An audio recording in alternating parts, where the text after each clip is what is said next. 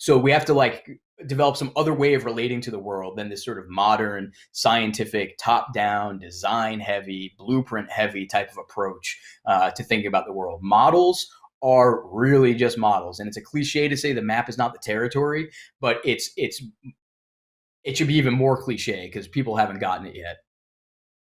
The map is not the territory. Bottom up versus top down. I'm struck. I'm reminded of a phrase that Jordan Hall taught me: "Design for emergence." Mm-hmm. It's sort of like there's a little letting go process, right? It's like I can't actually make all these things do what I want, but I can maybe set the conditions and hope and hope that the thing that we want emerges out of the conditions that we set. So what kind of conditions can we set? What kind of parameters can we tweak? How do we, because you're not just saying give up, right? You're not just No. saying we shouldn't give up trying to affect the outcome that we want. What we're saying is we need to take a different approach. And the one where the Yes. guy says, "Do X, Y, Z," because I'm certain that PDQ PDQ is going to come out of it. He's wrong. What we need to do is get people. Well, you tell me what are the parameters? What are the things that we can control? I mean, maybe you need an example, a particular example. I don't know, but like if we can't set down the blueprint, what can we set down? So okay, so obviously the answer is going to be have to be a bit sprawling because there's so many things that you might want to design. There's so Yeah. many things that might are possible that no one imagined and things like this. And that's one point that's worth mentioning is part of that. Let me jump back to something else you said. You said it's in some sense has to be a letting go, and I think that's so true. You have to let go of this idea that you can kind of um, build a thing, build a system by imagining what you want exactly in the future, imagining that that itself will be stable or stationary, and then figuring out what all the parts you need are and just getting them together and putting them in place. That that's basically the thing that needs to be let go. Um, so when it comes to how do we get what we want, part of the shift has to be that we get a very blurry idea of what we want, that the blurriness is actually an advantage rather than a very crisp image of exactly how it should be in the future. So we start with something very blurry and we say, we want something that's kind of like that, I think. And then you start stepping forward and you build. And when you build in context, in the fullest context you have that's as similar to the reality you're trying to build in as possible. If it is that reality itself, even better. Like if you're going to build a house, instead of getting out a blank piece of paper and starting to draw a house, you go to where the house is going to sit. You look around. Hey, look, isn't that a nice tree? Isn't that a beautiful pond?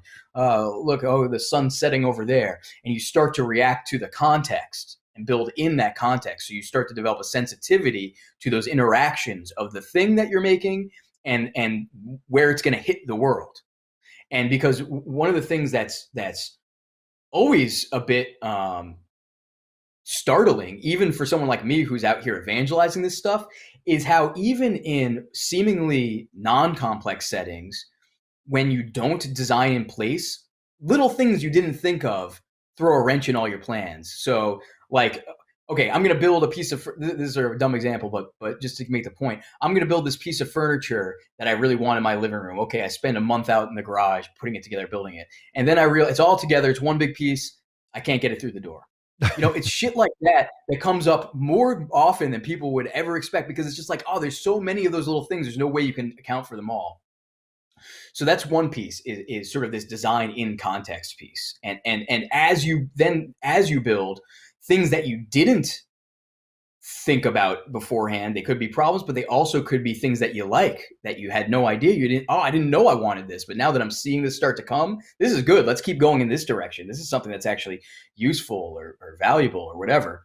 So, I mean, this is, if you think of like entrepreneurship and kind of startup behavior, this is the proverbial pivot, right? It's like, well, this isn't what we were thinking we were going to do, but now that we see this opportunity, this is a better fit than what we did imagine. So it's just kind of maintaining this agility where you're seeing opportunities as they come up, being open to that you didn't envision them, and adjusting the vision accordingly to the reality. Much harder to do than it sounds. I mean, I've been through a few different situations, startup stuff, where really it was people's inability to let go, to see that their vision wasn't quite the thing, but this other thing is the thing. It's hard for people. And so that's sort of some pieces about the design process. And of course, all of this is iterative, where you're feeding back as much as possible, adjusting as much as possible. Part of that blurry picture up front is that you want wiggle room. So as you discover things, okay, you can shuffle them around a bit, nothing's cemented into place. So you sort of progressively crystallize.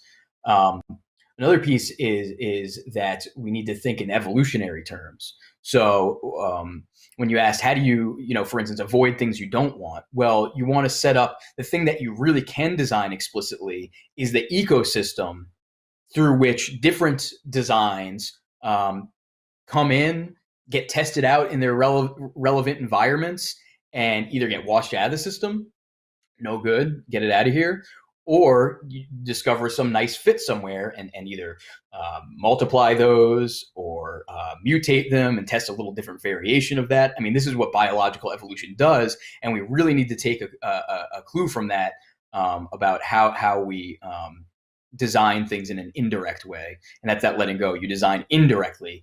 So someone in that system is designed directly, most likely, maybe not in every case, but most likely, where they might say, well, here's a thing that I think could fit really well. But then the indirect part comes from, well, there's many of those possible things. There's a large variety of them, and their interactions are part of the selection process, and they can get washed out. And then I know one that you're really keyed into, and I appreciate that you've mentioned me in several places when you're talking about this idea, because I think it's a really crucial idea, and we've been at least in the political arena, we've been really heavily pressured to not take these ideas seriously and think about them hard, but is the kind of boundary conditions of entry and exit of different agents into a system. So when you look at biological systems, again, you see that at all scales, from the sort of subcellular, cellular, or in multicellular organisms, organ systems, the organism itself, groups of organisms, ecosystems, pieces of ecosystems, at every scale that I'm mentioning here, and others. What you have are very explicitly constructed boundaries. Now, those might be physical boundaries, walls, things like that. They might be virtual boundaries, informational. Let me see your ID. That's a virtual boundary, right? We need to get comfortable with the fact that all of life depends on these boundaries being selectively permeable, so that this boundary itself is making the decision what comes in and what's allowed in here, what's in and what's out. And actually, it's the pattern of life itself that generates that distinction of inside versus outside. And that is something that, to me, it's a tragedy that there's any kind of political stigma to this idea that there's an inside and an outside of every system. And that's not only okay, it's necessary.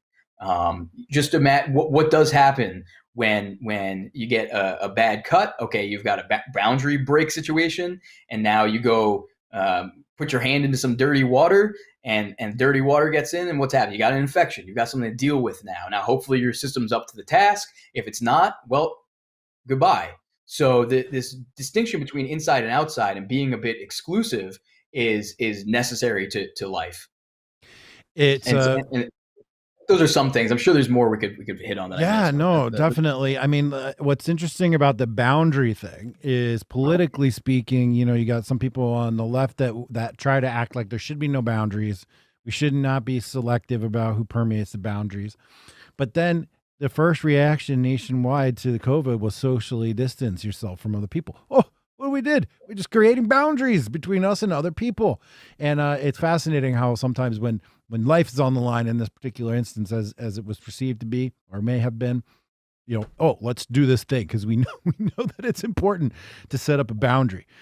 So much of what you said resonated with me in general. I mean, I'm getting a sense where you like rigidity is penalized, fluidity is rewarded, right? Being able to react and react, being able to iterate, being able to implement an OODA loop, as observe, orient, decide, and act. In the liminal order, we like to act first because sometimes it's the easiest way to figure out what's going on. It reminds me of trading emerging market sovereign debt, which is what I did in the late 90s. And it was such an obscure asset class that there was only a handful of people around the world that were actually trading these things. So the way we would figure out what was going on with the markets is you get into the office and you put out like a sell offer. You don't even know why. You're just putting it out there on the line to see who's taking, to see who's biting, to see who's biting at what price as a way to get information. You act first, then get your information, and then you can understand what environment you're working in. And Well, it makes me think. It reminds me of it's just very visceral because it's like we think these things are kind of like only an informational space or something, but it's different for us. There's these old vision experiments that they ran where they actually paralyzed people's muscles so they couldn't move their eyes back and forth. And what happens then? You go blind. interesting. So you in a very real way, every observation demands that there's an action associated with it. That's actually what it means to perceive. You're always active. You're an active agent. You're always probing. There's no passive perception. That's sort of an illusion that we've become comfortable with, and that's actually part of this from a scientific standpoint. This modernism's tendency to see things in isolation and believe that they are those things in isolation. Perception and action are actually one thing.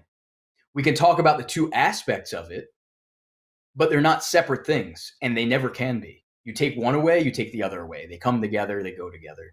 So just to put another point on that yeah, indeed.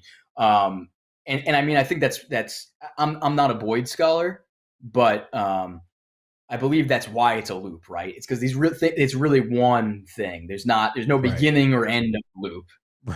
Right. You don't just stop at observe. Right. Although that's part of our sort of modern plague. And part of like our perfectionist tendency is to want to observe, and like, oh, I gotta wait until I get this thing perfect before I can take action.